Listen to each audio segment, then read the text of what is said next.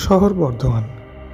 দামোদর নদের তীরে বর্ধিষ্ণু ঐতিহ্যময় একটি প্রাচীন শহর, যার নামের মূল উৎস সংস্কৃত শব্দ বর্ধমান। মন্দিরের এই শহরের আনাচে কানাচে রয়েছে অসংখ্য প্রাচীন মন্দির, যা কিনা আবহমান কাল ধরে এই শহরের সংস্কৃতির ধারক ও বাহক। তবে সবচেয়ে বিখ্যাত 1788 খ্রিস্টাব্দের মহারানী বিষ্ণুকুমারীর প্রতিষ্ঠিত 108 শিব মন্দির। আর এই দিয়েই শুরু আজকের এই ভিডিওটি। তবে মন্দির ঘুরতে ঘুরতে শহরের বুকের জিওলজিক্যাল পার্ককেও ভুলে গেলে চলবে না। থাকছে সেটি, আর তার সাথে রেলযাত্রার সেরা কিছু মুহূর্ত আর মিষ্টি। এই ব্যাপারে এ শহরের জুড়ি মেলা ভার, তাই ডেসক্রিপশন বক্সে লিখে দিলাম সব ডিটেলস। চলুন তাহলে আর দেরি না করে ঘুরে দেখি এই বর্ধমানকে।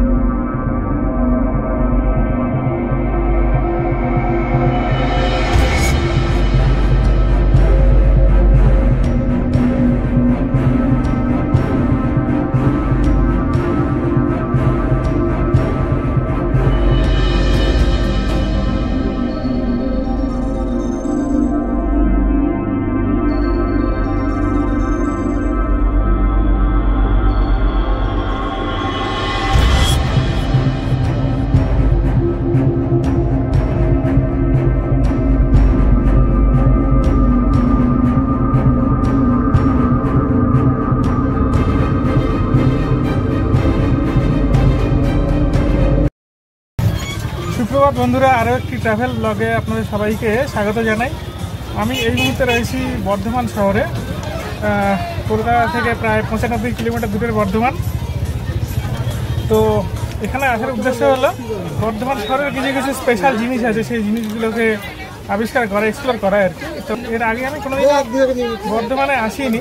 তো চলুন তাহলে কি কি জিনিস দেখবো সেটা এখন আমি বলবো না, আগে ডেস্টিনেশনে পৌঁছাই, তারপর আপনাদেরকে জানাচ্ছি।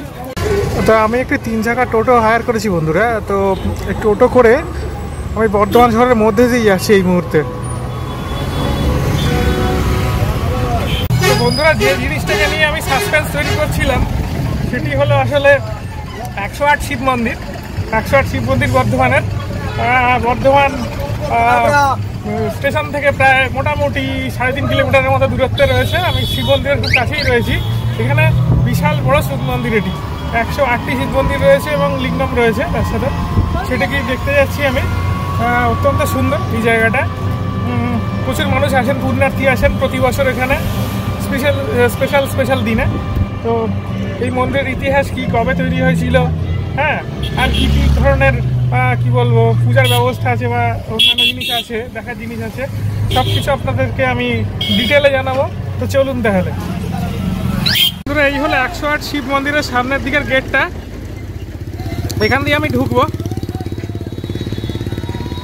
আর এইটা হলো বর্ধমান স্টেশনের দিকে যাওয়ার রাস্তাটা। যাওয়ার পথে দেখতে পাচ্ছি এখানে প্রচুর স্ন্যাক্সের দোকান আছে আশপাশে। আর এখানে আবার একটা বর্ধমানের হস্তশিল্প বিপণী কেন্দ্র রয়েছে, যেখানে প্রচুর হ্যান্ডিক্রাফট পাওয়া যাচ্ছে আর কি। তো এখানে সামনেই রয়েছে আমাদের শিব মন্দির।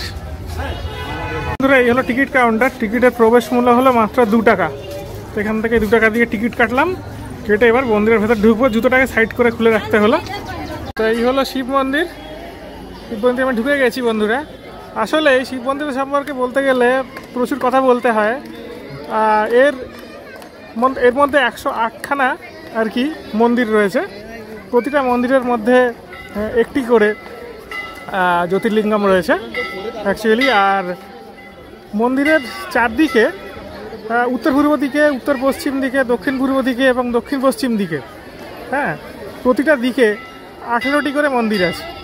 হ্যাঁ, তো 18টি করে মন্দির মানে হচ্ছে চারদিকে বললাম 4×18 72টা, আর উত্তর দিকে এবং দক্ষিণ দিকে আবার 14টি করে মন্দির রয়েছে। তার মানে হলো 72 আর 14 + 14 হলো 28, 72 আর 28 হলো 100। এবং সামগ্রিকভাবে চারদিক পরিবেষ্টন করে মানে উত্তর দক্ষিণ পূর্ব পশ্চিম, উত্তর পশ্চিম, উত্তর দক্ষিণ, দক্ষিণ পশ্চিম আর দক্ষিণ পূর্ব সব দিকটাকে মিলিয়ে আরও 8টি মন্দির রয়েছে। হ্যাঁ, ফলে টোটাল হলো 108। এইভাবে তৈরি পুরো জিনিসটা, পুরো কমপ্লেক্সটা। এখানে আবার ফুলের বাগানও রয়েছে, দেখতে পাচ্ছি খুব সুন্দর ফুলের বাগান রয়েছে, নানা রকমের ফুল এনারা বানিয়েছেন। উত্তর পশ্চিম দিকটা তো এই দিকে দেখুন 108খানা মন্দির রয়েছে। এইভাবে পরপর জ্যোতির্লিঙ্গমের মন্দির রয়েছে। দেখুন কত পুণ্যার্থীর ভিড়, আজকে ছুটির দিন, অনেক পুণ্যার্থীর ভিড়, অনেকে এসছেন এখানে পুজো দেওয়ার জন্য। আর এইদিকে রয়েছে মানত নন্দী পার্ক, এখানে মানত করা যায়, লোকে পূর্ণ হয়, সেই মানত পূর্ণ হয়। এদিকে দেখুন আরও 108টি মন্দির রয়েছে, ওদিকে আমি যাচ্ছি। সব মন্দিরগুলো কিন্তু 8 চালার মন্দির।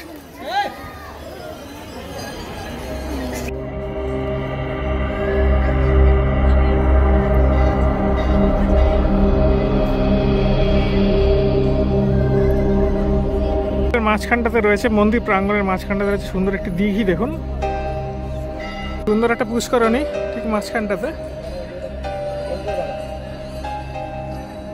এই যে মন্দিরটা দেখছেন বন্ধুরা, কোনাকুনি ভাবে এটা হলো অক্টাগোনাল। হ্যাঁ, অন্য কোনো মন্দির অক্টাগোনাল না, এটা হলো অক্টাগোনাল।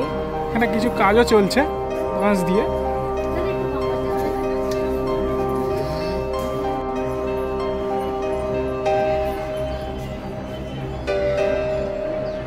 কোনাকুনি আরেকটি অক্টাগোনাল শিব মন্দির। এই মন্দিরগুলো কিন্তু অক্টাগোনাল না, এর মাথাগুলো দেখুন, ওর মাথাটা কিন্তু অক্টাগোনাল। খুব সুন্দর, দারুণ একটি পবিত্র জায়গা মন্দির বন্ধুরা এই জায়গাটি। এছাড়া ভারতের বিভিন্ন প্রান্তে বহু জ্যোতির্লিঙ্গমের মন্দির আছে, কিন্তু এই মন্দিরটা সম্পর্কে আমি খুব রিসেন্টলি জানতে পারলাম বলে এখানে চট করে চলে এলাম দেখতে। এছাড়াও ভারতের বিভিন্ন প্রান্তে আর কি দ্বাদশ জ্যোতির্লিঙ্গমের মন্দির, যেটা আমরা বিখ্যাত মন্দির যেগুলো আছে এগুলো সম্পর্কে শুনেছি। যেমন উজ্জয়িনীতে আছে, মহাকালেশ্বর, ত্রম্বকেশ্বর আছে মহারাষ্ট্রে, হ্যাঁ, সোমনাথ আছেন গুজরাটে, কেদারনাথ আছে দক্ষিণ ভারত, আছে রামেশ্বরম। ঠিক সেরকমই আর কি এখানেও কিন্তু বাবার পুজো খুব শ্রদ্ধার সাথে করা হয় আর ভক্তির সাথে করা হয়। তো সেই জন্য আর কি এই ছুটির দিনে আমি এখানে চলে এলাম।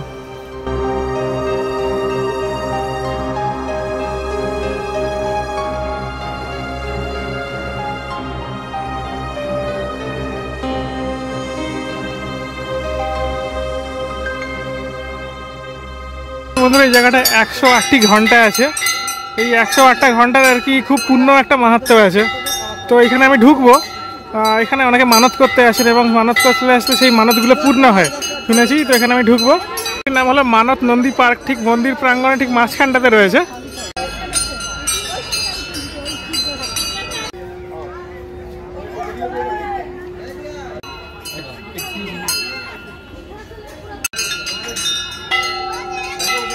এই জায়গাটাতে দেখুন আরেকটা পুষ্করণী আছে, খুব সুন্দর পুকুরটা।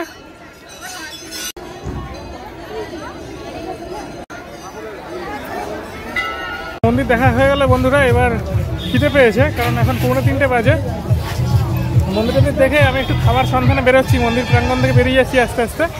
আশা করি আপনাদের ভালো লাগলো মানে মন্দিরের বিবরণগুলো। এবং এই মন্দিরে আপনাদের কোনো দিলে আপনারা আসবেন সময় করে, ছুটির দিনে এসে মানত করে যাবেন বা পুজো দিয়ে যাবেন। হ্যাঁ, তো জীবন অনেক বেশি সমৃদ্ধশালী, অনেক বেশি আরামদায়ক এবং নিশ্চিন্ত হয়ে যাবেন আপনারা। তো দেখে নিলেন আপনারা এই মন্দির প্রাঙ্গণটিকে বন্ধুরা, এবং আমি চেষ্টা করেছি যথেষ্ট বিস্তারিতভাবে বলার। তো এখন আমি আপনাদের দেখাতে চাই কি করে আমি হাওড়া থেকে বর্ধমান এলাম, কোন ট্রেনে করে এলাম, কখন ট্রেনে উঠলাম, কোথায় নামলাম, এইসব জিনিসগুলো। তো সেগুলো দেখে নিন বন্ধুরা, তারপরে আমি দেখাবো আরও কতগুলো স্পট।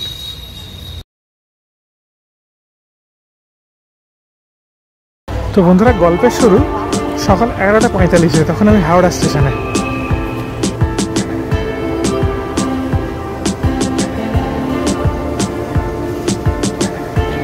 দেরি করে ঘুম থেকে ওঠার ফল,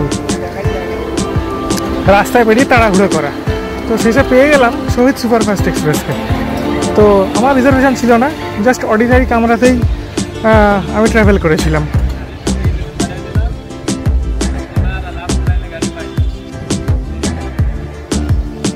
তবে আমার ইনিশিয়াল ডিলেটা শহীদ কিন্তু খুব সুন্দর মেকআপ করেছিল।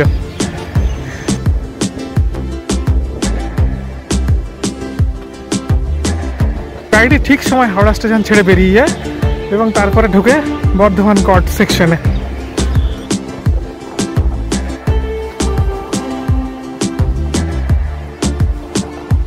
স্কিপ করতে থাকে একে একে স্টেশন, যেরকম ডানকুনি, গোবরা, কামারকুণ্ডু, এইসব।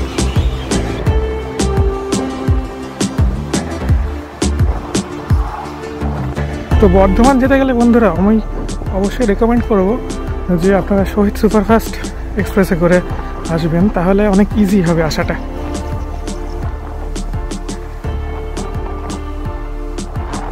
তার কারণ হলো শর্ট ডিস্টেন্সে ট্রেন হওয়ার জন্য এতে ভিড়ও অনেক কম হয় আর যাত্রার খরচাও খুবই কম।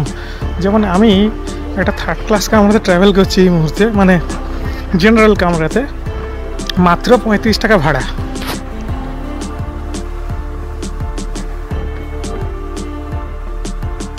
তো ট্রেনে উঠে দেখলাম বন্ধুরা কেউ ফেসবুকে ব্যস্ত, কেউ ইউটিউবে ব্যস্ত, যে যার মতো ব্যস্ত। তো আমিও সময় নষ্ট না করে লেগে পড়লাম আমার কাজে, মানে ফুটেজ তোলার কাজে, ট্রেনের গতির ফুটেজ তোলার কাজে। তখন আস্তে আস্তে শহীদ অ্যাক্সিলারেট করছে, তো সেই মোমেন্টের ফুটেজগুলো ছিল খুবই সুন্দর। তার কারণ অ্যাক্সিলারেশনের ফুটেজ তুলতে আমার খুবই ভালো লাগে। আমি পেয়েছিলাম একটা সাইড লোয়ারের সিট, মানে আমি পেয়েছিলাম না, আমাকে খুঁজে বের করতে হয়েছিল এই সিটটাকে। তো সেখানে কথা প্রসঙ্গে জানিয়ে রাখি, এটা জেনারেল কম্পার্টমেন্ট হওয়ার জন্য যে আগে সিট রাখবে সে বসতে পারবে, আর যে লেট করে ফেলবে তাকে কিন্তু দাঁড়িয়ে যেতে হবে। তো শহীদে উঠে আমি বুঝতে পারলাম লোকাল ট্রেনে না আসার সিদ্ধান্তটা একেবারে ঠিক ছিল। তার কারণ লোকাল ট্রেনের বর্ধমানে পৌঁছাতে প্রায় 2.5 ঘন্টার মতো তো টাইম লাগবেই, কারণ 100 কিলোমিটারের কাছাকাছি ডিস্টেন্স। আর শহীদ সেটা পৌঁছালো মাত্র 1 ঘন্টা 12 মিনিটে। তো আপনাদের মধ্যে যাদের ঔৎসুক্য আছে শহীদ সুপারফাস্ট এক্সপ্রেস যায় কোথায়, এটি অ্যাকচুয়ালি রামপুরহাটের ট্রেন, হাওড়া রামপুরহাট রুটে চলে এটি।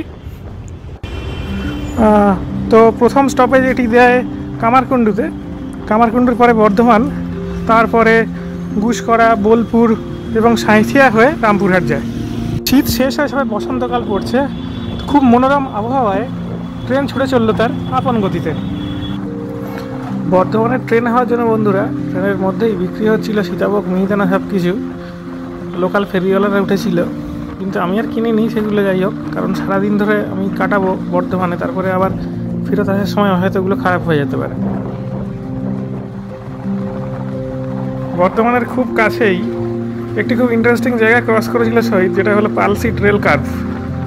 আপনারা জানেন পালসিট পাল্লা রোড, দুটো স্টেশন আছে বর্ধমান, একটি বর্ধমান কটে, একটি মেনে। তো পালসিট কার্ভে ঢুকলে দেখা যায় যে উপর দিয়ে একটি রাস্তা চলে গেছে, সেটি হলো আসানসোলের দিকে যাওয়ার রোডওয়েটা, আর তলা দিয়ে চলে গেছে কট সেকশনটা, আর সাইড দিয়ে আরেকটি ব্রিজ রয়েছে, যেটা কিনা মেন লাইনের ব্রিজটা কটে এসে মিশছে। এরপর এলো শক্তিগড়, ল্যাংচার জন্য বিখ্যাত। কিন্তু আমি আর নামলাম না শক্তিগড়ে, তার কারণ নামলেই আমাকে ল্যাংচাতে হয়তো বর্ধমানে পৌঁছাতে হতো, আমি আর ট্রেন পেতাম না। হাওড়া রামপুরহাট শহীদ এক্সপ্রেস হলো একটি আইসিএফ ট্রেন। এটা এলএইচবি রেখে ট্রেন না, এটিতে 12 থেকে 13টা কম্পার্টমেন্ট থাকে এবং এই ট্রেনটিকে টেনে নিয়ে যায় একটি লাল রঙের WAP4 Howrah based WAP4 locomotive. এর সামনের দিকে একটি জেনারেল কামরা থাকে, পেছন দিকে একটি জেনারেল কামরা থাকে, এছাড়া লেডিস একটি কামরা থাকে এবং গার্ডের কামরা থাকে। আর বাকি যে 10টি কামরা, সেই 10টির মধ্যে 9টি হলো আপনাদের সেকেন্ড ক্লাস কামরা আর একটি হলো এসি কম্পার্টমেন্ট। হাওড়া বর্ধমান সেকশনে এই ট্রেনটির সর্বোচ্চ গতি থাকে ঘন্টায় 110 কিলোমিটার/আওয়ার এবং গড় গতি থাকে 65 কিলোমিটার/আওয়ার। হাওড়া থেকে যখন যাত্রা করে শহীদ এক্সপ্রেস 11টা 45-এ ছেড়ে যায় এবং ওটা 3 ঘন্টা 35 মিনিট পরে রামপুরহাট ঢোকে। আবার ফেরার পথে ওই ট্রেনটি রামপুরহাট থেকে ছাড়ে 4:45 নাগাদ।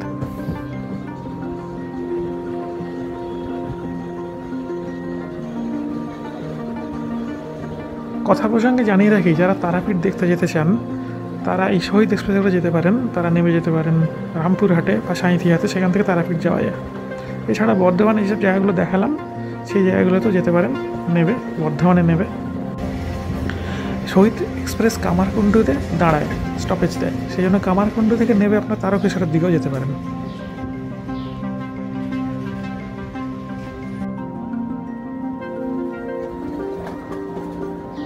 তো অবশেষে 1 ঘন্টা 15 মিনিট চলার পর শহীদ এক্সপ্রেস ঢুকলো বর্ধমান জংশন স্টেশনে। ঘড়িতে তখন 1:15 আমি ট্রেন থেকে নেমে গেলাম এবং বেরিয়ে গেলাম স্টেশনের বাইরে একটি টোটো ধরবো বলে। খাওয়া দাওয়া করে আমি এবার অন্যান্য স্পটগুলো দেখতে যাচ্ছি। তো একটা টোটো নিয়েছি খেয়ে দে, কারণ এখান থেকে যেখানে যাবো সেই জায়গাটা হলো জু, বর্ধমান জু। খুব বড় জু নয় যদিও, কিন্তু ঠিক আছে, একদিনে ছোটোখাটো ট্যুরের জন্য ভালোই লাগবে, মনটা ভালো লাগবে। সেই জন্য জাস্ট দেখে নেবো গিয়ে কিরম জুটা। আর এখান থেকে একটা টোটো নিয়েছি, এই টোটোটা করে যাচ্ছি। নেবে 80 টাকা, ওখানে আরেকটা স্পট আছে বলছে, সেটাও দেখাবে। এখান থেকে মোটামুটি 2.5-3 কিলোমিটারের মতো ডিস্টেন্স। ওই টোটোটাকে ভাড়া করে নিয়েছি, রিজার্ভ করে নিয়েছি। বর্ধমান জুর খুব কাছেই রয়েছি বন্ধুরা। আমি টোটোটাকে ছেড়ে দিলাম, কারণ ফালতু ওকে দাঁড় করিয়ে লাভ নেই। তো বর্ধমান জুর দিকে আমি আস্তে আস্তে এগোচ্ছি। খুব বড় জু হয়তো না, তবে প্রচুর মানুষের ভিড় আছে এখানে। আজকে ছুটির দিন হওয়ার জন্য প্রচুর মানুষের ভিড় আছে। তো ভেতরে কী কী আছে সেটা দেখবো, ইন্টারেস্টিং জিনিস থাকবে। মিনিমাম হরিণটুকু এইসব তো থাকবেই, এছাড়া আর অন্যান্য কী কী জীবজন্তু আছে সেগুলো দেখার ইচ্ছে রইল। তো সঙ্গে থাকুন বন্ধুরা।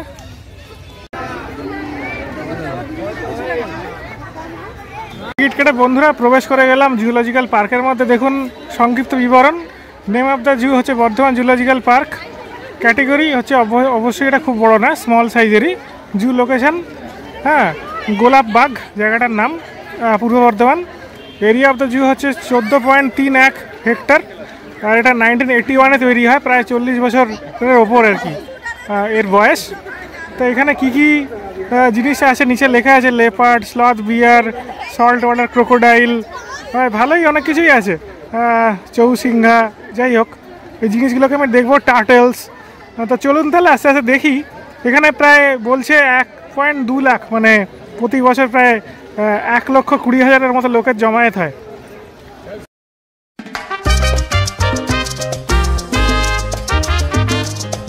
বন্ধুরা বাঘের দেখা মিললো অবশ্যই, দেখুন তাহলে একটুখানি জুম করে দেখাই। এই দেখুন, একটি চিতা বাঘ মনে হচ্ছে দেখে, বসে আছে। লেপার্ড।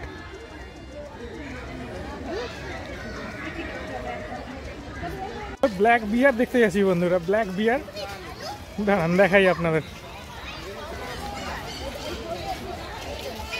এই যে খাঁচাটার মধ্যে রয়েছে, ওই যে দেখা যাচ্ছে।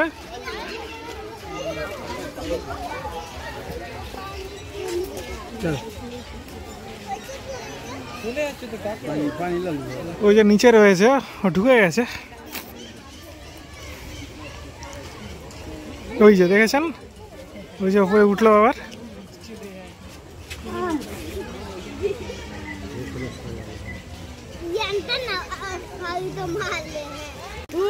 এই যে এই ব্ল্যাক বিয়ারটা এখান থেকে ক্লিয়ারলি দেখা যাচ্ছে, দেখুন।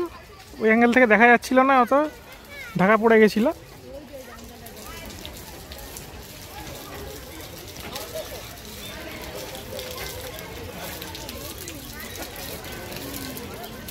তো এই সম্পর্কে লেখা আছে, এটা কোথায় কোথায় দেখতে পাওয়া যায়। এগুলোকে স্লথ বিয়ার বলে, অলস ভাল্লুক। মেলারসাস অরসিনাস এর বৈজ্ঞানিক নাম। এর আচরণ, হ্যাঁ, এর ক্যারেক্টারটা, কী কী খায় এটসেট্রা, কোথায় থাকে, সমস্ত কিছু লেখা আছে বোর্ডের মধ্যে। নেপাল, ভুটান, শ্রীলঙ্কা, বাংলাদেশ এই সমস্ত জায়গাতে পাওয়া যায় দেখতে। তো বন্য জীবজন্তুদের রক্ষা করা কিন্তু বন্ধুরা আমাদের দায়িত্বের মধ্যেই পড়ে, কারণ ওরাও কিন্তু আমাদের মতোই, মানুষের মতোই আমাদের পৃথিবীরই বাসিন্দা। সেই জন্য এখানে বোর্ড দেওয়া আছে, দেখুন, আমাদের বাঁচতে দাও। তো এটাই আর কি শেখানোর ব্যবস্থা করা হয়েছে, যেন কেউ আঘাত না করে এদের। এখানে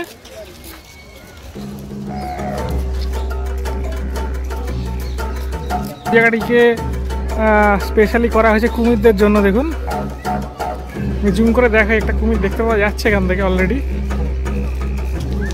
এই যে দেখুন, কুমিরটি বসে আছে, মাঝখানটা দ্বীপ মতো করা আছে, তার মাথায় উঠে বসে রয়েছে কুমিরটা। আমি যদি আরও ভালো অ্যাঙ্গেল পাই তাহলে ভালো করে দেখানোর চেষ্টা করছি। আর একটু ভালো অ্যাঙ্গেল পেলাম বন্ধুরা, দেখুন, ভালো করে দেখাই। এই যে কুমিরটি এখানে চুপ করে বসে রোদ পাচ্ছে।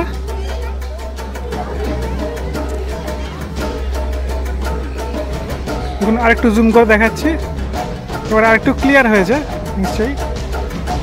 এখানে প্রচুর মানুষের ভিড় হওয়ার জন্য জায়গাটা পেতে খুব একটু অসুবিধা হলো। ছুটির দিন তো অনেক লোক এসছে, অন্য দিনে আসলে আরও ইজিলি দেখাতে পারতাম, পজিশনটা নিতে সুবিধা হয় আর কি। আরেকটু খুব ইন্টারেস্টিং জিনিস দেখাচ্ছি বন্ধুরা, এটাকে বলে সিলভার পিজেন্ট পাখি। সিলভার পিজেন্ট,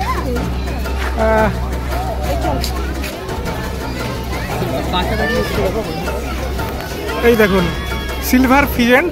হ্যাঁ, এর স্বাভাবিক আবাস হচ্ছে দক্ষিণ পশ্চিম Asia, south West Asia, China, এই ধরনের জায়গাতে থাকে। হ্যাঁ, তো দেখতে কিরকম হয় একবার দেখিয়ে নিচ্ছি।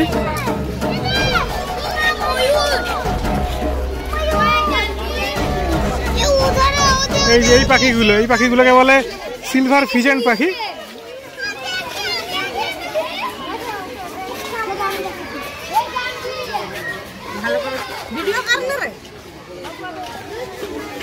এই যে দেখুন, এই পাখিটি হলো সিলভার পিজেন্ট, এটিও সিলভার পিজেন্ট, খুব সুন্দর দেখতে,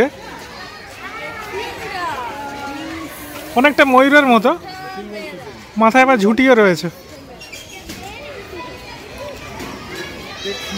সাদা আর কালো রঙের সুন্দর পাখিটি দেখতে পাচ্ছেন, ওটি হলো মেল, আর পাশে যেটি রয়েছে ওটি ফিমেল।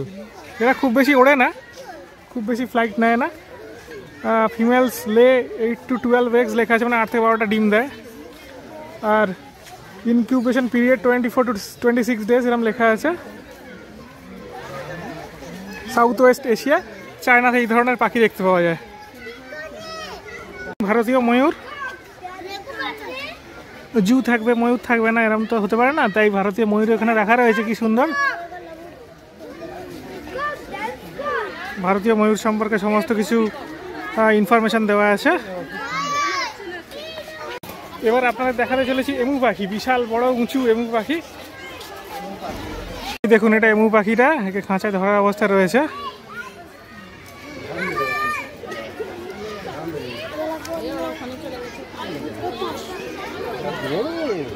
এর স্বাভাবিক আবাস হচ্ছে অস্ট্রেলিয়া। অস্ট্রেলিয়া থেকে এখানে যদ্দূর মনে হয় এটাকে আনা হয়েছে। আর এর খাদ্যাভ্যাস সমস্ত কিছু লেখা আছে, গাছপালা, ঘাস এইসব খায়।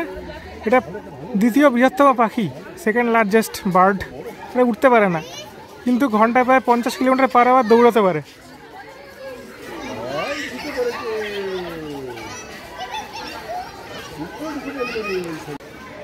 দেখুন, এখানে আরেকটি এমু রয়েছে, আর এ আবার খাঁচা থেকে বেরিয়ে এলো, হাঁটাহাঁটি করছে। এবার আমি দেখতে এসেছি ভারতীয় লেঙ্গুর। এই যে ওপরে দেখা যাচ্ছে একটা জাম দিয়ে উঠলো, এই দেখুন বসে আছে, তাহলে ভারতীয় লেঙ্গুর। যাই হোক, এগুলো তো আমরা দেখেই থাকি। দেখুন বন্ধুরা, এখানে রয়েছে সজারু, পর্কুপাইন।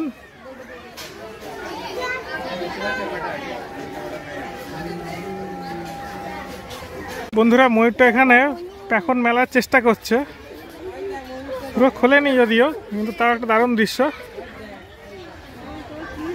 ওই দেখুন, ওড়ার চেষ্টা করছে আবার।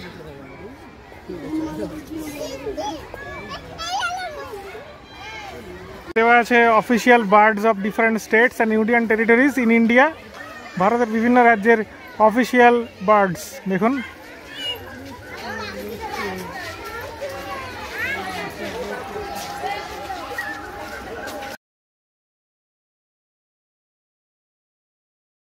তো বন্ধুরা, এক ঝলক দেখে নিন হাওড়া থেকে বর্ধমান আসার বেস্ট পসিবল রেলপথটি।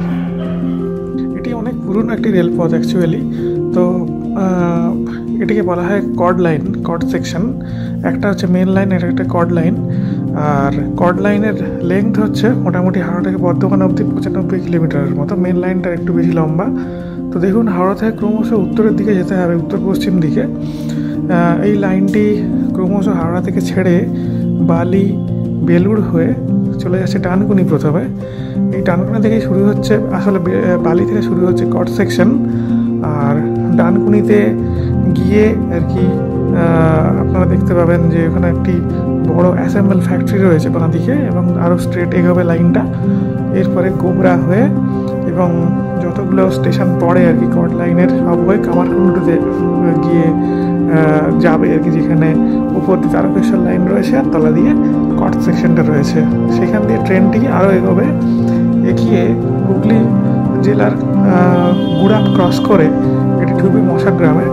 তো জৌগ্রাম, নবগ্রাম, মশাগ্রাম এই ধরনের স্টেশনগুলো দিয়ে ট্রেনটি ঢুকবে বর্ধমানে, এবং তারপরে পড়বে পাল্লা রোড, পালসিট। তো এই যে লাইনটা, এই লাইনটা বেসিক্যালি আপনার কানেক্ট করছে বিহারকে এবং ইউপিকে, এবং ইন্টার্ন আমি বলবো আরও এগোলে দিল্লিকে। তো দিল্লি যাওয়ার যে সমস্ত গাড়িগুলো রয়েছে সব গাড়িগুলোই এখান দিয়ে যায়। তো বেসিক্যালি শহীদ এই রুটেই যায় আপ টু বর্ধমান। তারপরে এটা বাইফার্কেট হয়ে যায়, কিছুটা দূর যাওয়ার পরে বাইফার্কেট হয়ে যায় খানা থেকে অ্যাকচুয়ালি বোলপুরের দিকে। বোলপুর হয়ে চলে যায় এটি রামপুরহাটের পথে। তো ওই সেকশনটা কমন অ্যাকচুয়ালি। এই ট্রেনটা আমি যেটা করে গেছিলাম শহীদ, এবং অন্যান্য যে সমস্ত গাড়িগুলো বর্ধমানের দিকে যায়, সেই সবের জন্য এই সেকশনটা কমন। তো এটা হলো বর্ধমান জংশন। এই বর্ধমান জংশনে নেবে আমি চলে গেছিলাম আমার গন্তব্যগুলোকে দেখতে। আর বন্ধুরা, যদি কেউ আসানসোল থেকে আসতে চান, আসানসোল কেন বলছি, আসানসোল হলো আরেকটি বড় শহর এই অঞ্চলের আর কি, বর্ধমান জেলারই। তো পশ্চিম বর্ধমানে এই আসানসোল থেকে আসতে গেলে দেখুন এইভাবে আসতে হবে। এই সেই কর্ড সেকশনের লাইনটি অ্যাকচুয়ালি, যে এটা দিল্লির লাইন আসানসোলের দিক থেকে আমি বলছি। আসানসোল থেকে ক্রমশ আপনাদের যেতে হবে দক্ষিণ পূর্ব দিকে। আর বর্ধমানের দূরত্ব আসানসোল থেকে মোটামুটি ওই 100 কিলোমিটারের মতোই। মানে কলকাতা থেকে বা হাওড়া থেকে যার দূরত্ব, আসানসোল থেকেও তাই দূরত্ব অ্যাকচুয়ালি। তো আসানসোল থেকে পরবর্তী যে স্টেশনগুলো পড়বে সেগুলো মেনলি পড়বে দুর্গাপুর। দুর্গাপুরের পরে আরও কিছু কিছু ছোটো স্টেশন পড়বে, সেগুলোতে বেশিরভাগ ট্রেনই স্কিপ করে, খুব একটা স্টপেজ পাবেন না। যদি সেই স্টেশনগুলোতে কেউ থাকেন, সেখান থেকে বর্ধমান আসতে যান, তাহলে কিন্তু আপনাদেরকে ব্যাক করে সেই দুর্গাপুরেই যেতে হবে। আর আসানসোলের কাছে যারা থাকেন তাদের পক্ষে সুবিধাজনক, আসানসোল জংশন থেকে উঠতে পারবেন ট্রেনে। তো এই লাইনটা ক্রমশ দামোদর নদের, দেখুন দামোদর নদের পাশ দিয়ে চলেছে। যদিও ট্রেন থেকে দামোদর নদ সেই অর্থে দেখা যায় না, অনেকটা দূরেই। ক্রমশ দক্ষিণ পূর্ব দিকে যেতে যেতে পড়বে বর্ধমান। তো বর্ধমান জংশনে গিয়ে আগে যেরকম বলেছিলাম দুটো লাইন মেশে, একটা হলো বোলপুরের দিক থেকে আসা লাইনটা মেশে, যেটা কিনা এনজিপির দিকে চলে যায়, আর এই লাইনটা মিশে গ্র্যান্ড কর্ড নাম নিয়ে, মানে কর্ড লাইন নাম নিয়ে এটা ডানকুনির দিকে চলে যায়। তো এই হলো সংক্ষিপ্ত বিবরণ সম্পূর্ণ গতিপথটার। তো আমি জানিয়ে দিলাম যাতে করে আপনাদের জার্নি করতে সুবিধে হয়। তো রেলই হচ্ছে সবথেকে বেস্ট কমিউনিকেশন মিডিয়াম এই জায়গাগুলোতে যাওয়ার জন্য। যদিও সড়ক পথেও যাওয়া যায়, আজকাল হাওড়া থেকে, ধর্মতলা থেকে বা করুণাময়ী থেকে বাস ছাড়ছে, সেখান থেকে আপনারা আসতে পারেন বাসে করে। বাট আসানসোল থেকেও বাস আছে বর্ধমান আসার, কিন্তু সেগুলো অনেক সময় মানে টাইম কনজিউমিং এবং কমফর্ট থাকবে না সেই জার্নিতে। আর এই হলো বর্ধমান স্টেশনে নেবে 108 শিব মন্দির যাওয়ার রাস্তা, একেবারে স্ট্রেট রাস্তা, খুব কঠিন না, যেতেও টাইম লাগে মোটামুটি 20 মিনিটের মতো।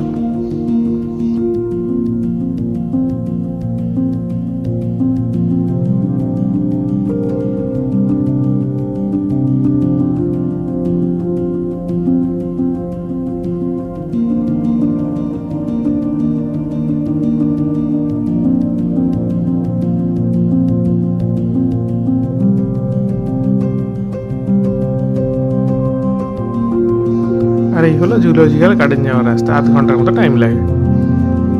জায়গাটা খুবই সুন্দর, জঙ্গলে ঘেরা।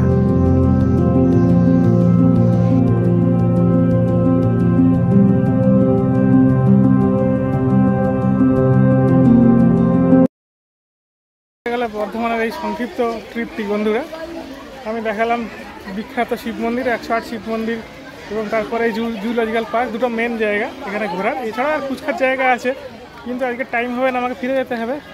তো ভালো লাগলে আপনারা এই ভিডিওটা শেয়ার করে দেবেন, একটু কমেন্ট করে জানাবেন কেমন লাগলো।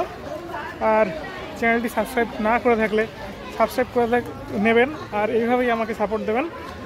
আপনাদের সাপোর্ট পেলে আমি অনেক নতুন ভিডিও দেওয়ার জন্য অনুপ্রাণিত হব। সবাইকে ধন্যবাদ।